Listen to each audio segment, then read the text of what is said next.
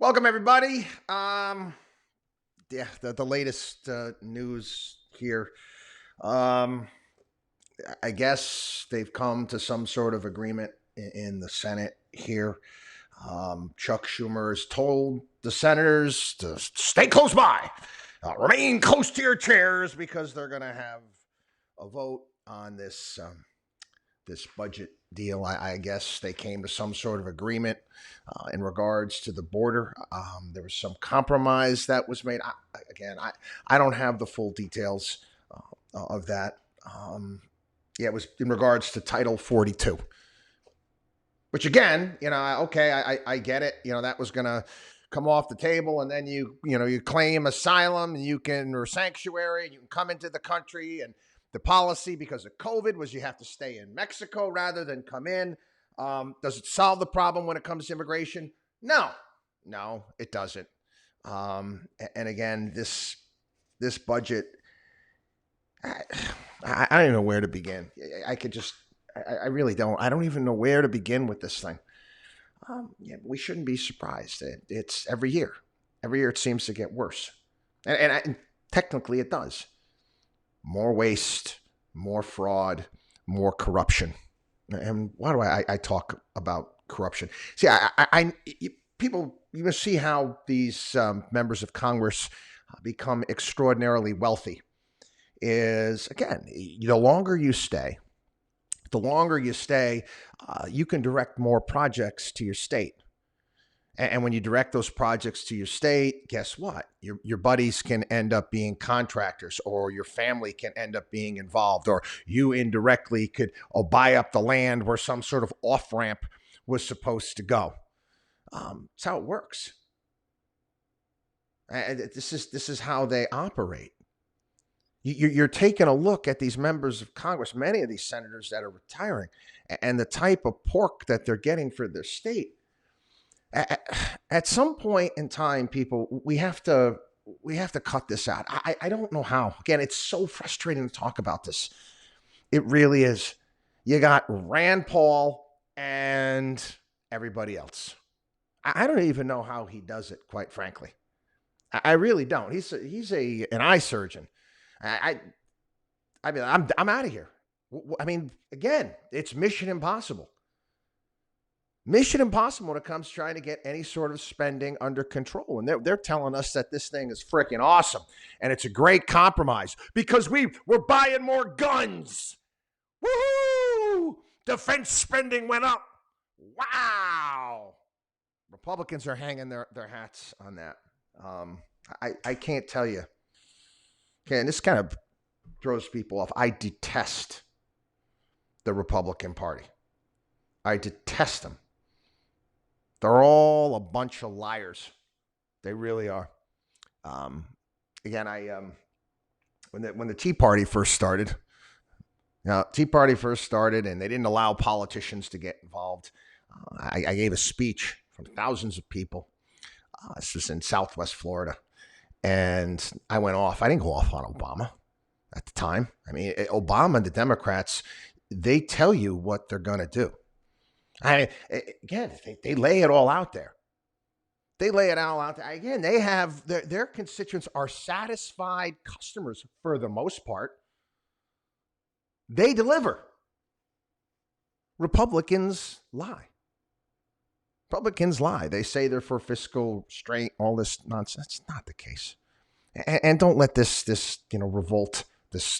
revolt in the House, get you going, because it's all a fugazi. It is. If you think that things are going to change next year, they're not. Yeah, the reality is, and we're sold this line of bullshit from the media. Oh, it's deadline. You know when the deadline was? You know when your homework was due? In September. That's when this budget was supposed to be done. Do you understand that? In September, the end of September, the end of the fiscal year. Fiscal year begins in October. Oh, we'll give it another 3 months. Last week, we'll give it another week. I mean, it would be great if we had some sort of provision in the United States Constitution. Congress is unable to do their job by the deadline, then they all get tossed out. Again, I've talked about Bowles Simpson here, and I may have to pull that back up again and discuss it. Some true compromise when it comes to spending, and it has to be across the board.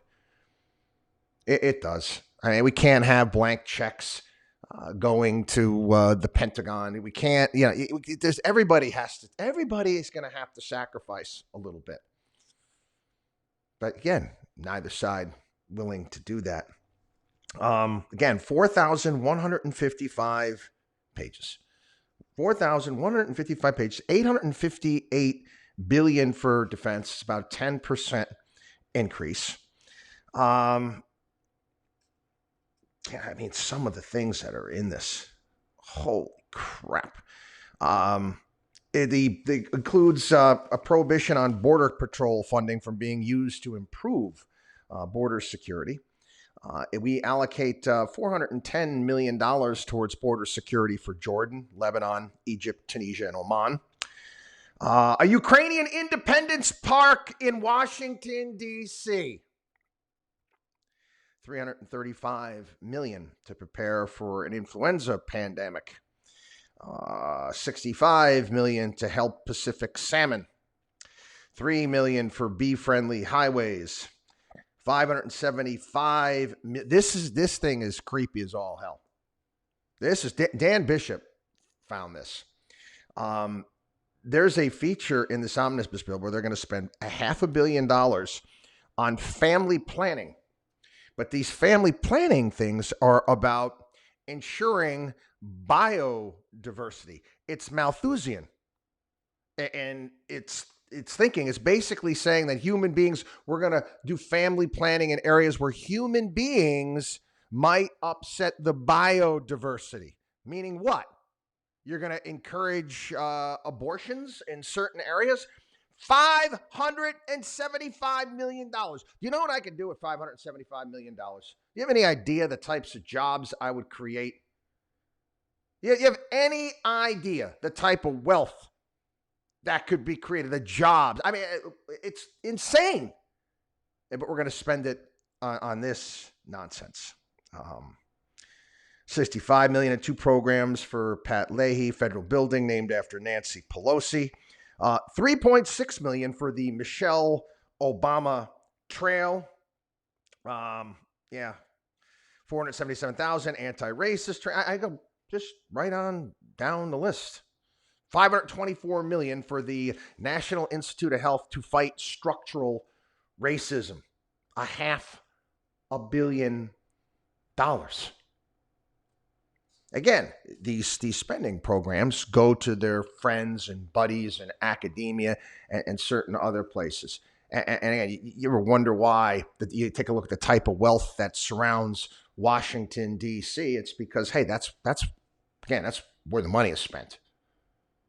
That is honestly, I mean, Wall Street is not, New York City is not the financial capital, any longer. The real money is spent in Washington, D.C. That's where everything drives from.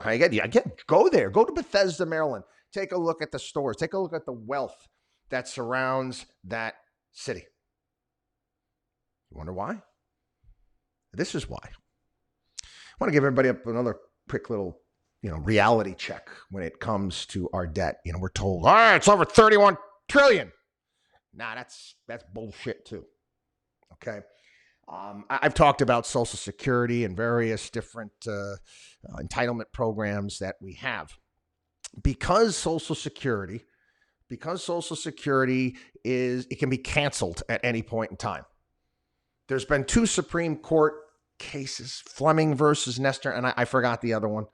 I have to look it up. I wrote about this years ago, meaning that Congress, government, they can cancel or they can cut Social Security at any point in time. Because of that, they do not put it in the budget in terms of unfunded liabilities. You're looking right now at over $75 trillion. When I talk about unfunded liabilities, they're taking into account all of the money that has to be paid out, Social Security, Medicare, and the amount of money and funds that they have or are going to be able to collect. That's a $75 trillion hole. Now, yeah, if I was to do balance sheets like that, or any company was, you go to jail. CEO go to jail. But no, Congress, we don't put it in the budget. We don't put that. We're not honest with the American people because we don't have to be, because we can cancel it. It's a load of bunk. And people, interest rates are going up.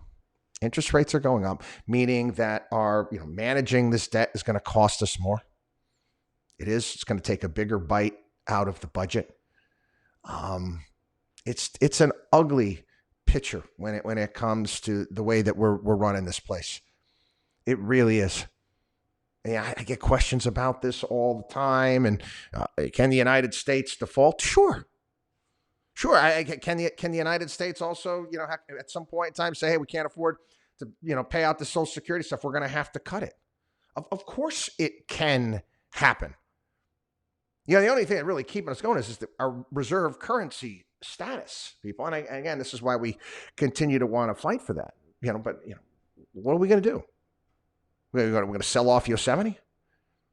Going to sell off Alaska or Hawaii? Help pay this off? And the reality is that the type of tax revenues that are being collected, have been astronomical. Now, I obviously think that's going to change. Talked about that, several days ago here on the show. Again, you got a rough year with the markets, capital gains, not going to be that great. So there's going to be a hit there. But, all things considered, all we need to do is to go back, and Senator Rand Paul explain this. If we just go back to the budget from 2019, we balance. We just go back to the budget from 2019 and it balances. Is it really that hard? And I've called for years for a constitutional convention balanced budget. No. Do I see that happening? No, I do not. Do I know what the end of this is? No, I don't. But I'll be honest with you, scares the crap out of me. Always has. And again, don't blame Democrats. They are who they are. Blame the people that are supposed to be fighting and holding the line that refuse to do so. That's the Republican Party. And I've said it again and again and again. You give money to the Republican Party. Honestly, you must have a hole in your head. You must have a hole. Give money to the Republican Party. What a joke. I mean, give it to your church. Give it to a charity. Give it to a local little league or whatever it may be. Don't waste it on these liars. Anyway, several conservatives coming out about Biden's joint press conference with Zelensky and the type of money that he's asking for. Again, we're sending another $45 billion there, and he made it perfectly clear that that's not enough and he wants more. I mean, again, we're paying for their war with Russia. That's the reality. The Europeans aren't really kicking in that much. Again, and it's in their backyard. We, the taxpayers, aren't. They are getting the Patriot missile battery. It's a defensive weapon, but Russia called it an escalation. They wanted jets. They wanted better missiles. We're not giving them those things. But again, the longer this goes on for, the worse. I mean, like I said, I've talked about the Cold War and living through the Cold War. Never were cities and military bases being hit in the Soviet Union like they are now. And I remind everybody the type of nuclear arsenal that country has. At some point in time, you're going to have to come up with something, and we can't make this never-ending stream of money. We don't have it. We're $31 trillion in debt. Anyway, let's get into some of the economic numbers here. It's actually from yesterday. U.S. home sales record 10th straight month of declines. Rents are coming down. The rent really slowing sharply, and that's good when it comes to inflation. I mean, it's going to be coming down. Actually, CNBC did a couple pieces as of late, and there were echo chambers of things we talked about on the program, calling various different commercial real estate in the city zombie buildings. And it's they're in urban areas all over the country. These are buildings that are a little bit older. That the brand new ones they're able to fill up. But again, who's going to fill these things? They actually were talking about it today. The suggestion I got. I mean, many of these places you're just going to have to raise. They can't even afford to turn them into residential based upon the building codes and a myriad of other reasons. I don't know. In New York City, might be getting more parks, if you ask me. I don't think it's going back. The only way you're going to see a sharp reversal when it comes to business real estate is you got to be a much more business friendly environment, and it just doesn't exist right now. I mean, who in the right mind? Who in the right mind is going, I want to open up an office in New York? Even the tech, they're shrinking their space all over the place. So again, that's good as far as rents are coming down and prices going down. Obviously, the issues in the urban areas, but the residential rents are coming down as well, which is good. Actually, we talked about autos as well. Used cars falling off a cliff, and that plays a big part in the CPI. The U.S. leading economic indicators down by the most since Lehman Brothers. That came out today. And a lot of that, the largest, the biggest positive contributor to the index was stock prices. And the biggest negative was building permits. Again, leading economic indicators. But then again, we had, numbers come out today through the stock market into a tizzy in regards to the GDP numbers came in stronger. Third quarter came in stronger than expected. I mean, think about that for a second. Just we keep telling where everything's going to fall off a cliff, and it just hasn't happened. And again, we're in this world, and I know we've talked a lot about how this doesn't make sense. I mean, you can put a child, you can try to explain to a kid all the the good news that's out there, greater economic numbers, the ability to find a job, yet somehow it's bad. Good news is bad news. No. Good news is good news. Bad news is bad news. The way the markets take it over a short period of time, it's moronic.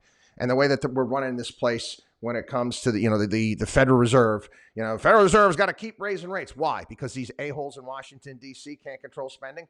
You have an idea the type of spending they're doing and how inflationary that is? Yeah, let's drop $500 million here. We'll drop 500 billion. It's just one thing after another after another. How come Jay Powell and his gang haven't talked about that? I mean, he talked a little bit about immigration, alluded to it. I was shocked. But again, these same people at the Federal Reserve were applauding all of Biden's government spending. They wanted the $1.9 trillion. I mean, are you out of your mind? Anyway, Caroline Ellison and where's his other buddy there? I forget. Basically rolled on Sam Bankman-Fried, and they turned state's witness. You actually have the Justice Department. They're saying, hey, anybody else who involved with this, you better come clean soon. We don't have an unlimited amount of patience. And SBF was flown back to New York. Again, you think you're getting your money back, but when there is no money, do you understand? I got to try to explain this again because people still think that they're going to be made whole, and you're not. You're not. Yeah, you could be made whole in whatever coins. Oh, here you go. Give them some of the FTX. Here's some of the coins. They're worthless. They're worthless. It's made up money. And when they put a mark on this made up money and you decide to exchange your dollars or euros for this made up money, What did you think was going to happen? Again, people, I'm this crypto thing, and I'm going to talk tomorrow a little bit more on the show. Again, I'm always trying to wake people up into the realities of these things, and it's an absolute disaster. It's not going to end well. And more of these, there was another crypto mining company went bankrupt. Binance is not even, you take a look at their numbers. They're not even being honest with anybody. At some point in time, people, you're going to have to accept some personal responsibility in the things that you've done. Quickly on this before we go today, Trump's taxes. And I always get a kick out of all of these idiots on the left and right that, quite frankly, don't understand tax law, don't even understand the real estate business.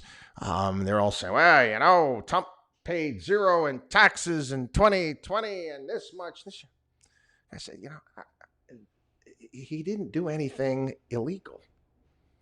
Okay, this is how these real estate guys, they use the tax code to their advantage.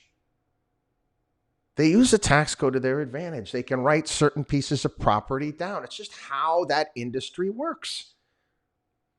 We have a tax code. I don't even know how big it is now. 70,000 pages, filled with all sorts of goodies and loopholes for certain types of investing, real estate in particular. Again, to me, the tax code should be, no more than 50 pages. You figure it out. No more than 50 pages. It should be easy to use, easy to understand, straightforward. But again, tax laws are written by government officials, lawyers. There's 4 lawyers. There's gray areas. And again, Donald Trump is, being audited. I haven't heard any penalty from the audit that's been going on. Why? You think that the auditors can figure it out? It's an argument. And if something does come up, they'll just settle. The IRS will say, well, you know what? You say this, I say, pay us this amount and walk away. There's a restaurant town over from me, Italian place. And I'm going to be honest with you. I don't go there anymore because it kind of ticks me off. I'm annoyed because they don't take credit cards. They don't take credit cards, and I don't feel like going to an ATM and taking out cash. Not to mention the fact, okay, I like spending money on my credit cards because, again, I can track all of my spending. If I'm going out with a client or a colleague, whatever it may be, I can deduct a certain proportion of that over the course of the year. I don't feel like keeping receipts, cash receipts for come on, it's nonsensical. But one of the reasons I don't like it is that I pay my taxes. I pay my taxes. And the reason why is cash only. I mean, he can be. More power to him. I mean, the place is packed all the time. And every several years, guess what happens? The IRS comes in and says, you didn't pay us enough. Guess what? He's got the money. That's the reality. If you don't pay your tax, you're going to mess around with the tax code. You better make sure that you have the money, okay, when they catch you or when they decide you have to come with some sort of agreement. Because if you don't, that's when there's issues.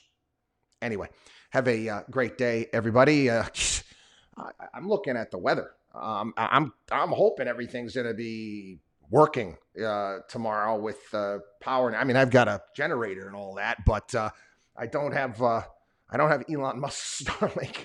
If the internet comes down, I hope to be on tomorrow, but the wind chills are looking obscene at this point. But anyway, yes. What's funny? I'm sure there's probably an Al Gore global warming conference somewhere where it always gets really, you ever notice that gets how cold it gets?